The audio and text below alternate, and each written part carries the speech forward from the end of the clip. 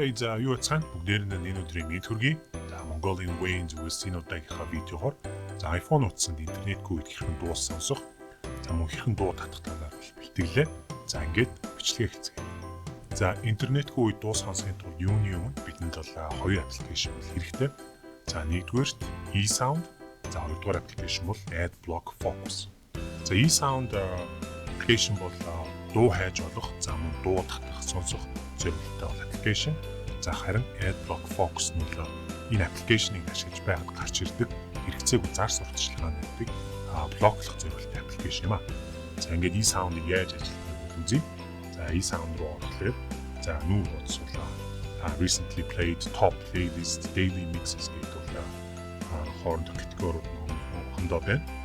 За яаж дуу татах вэ гэхлээр хамгийн доотлолт search хэсэг дээр дуугаа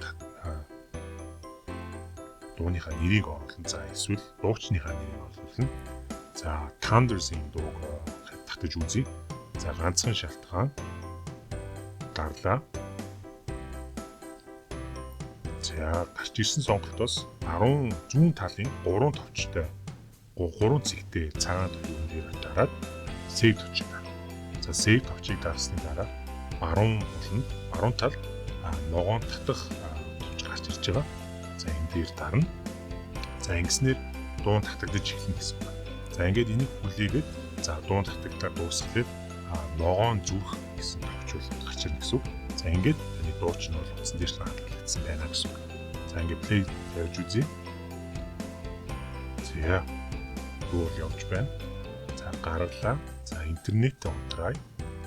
Wireless интернет. За буцаад eSound руу.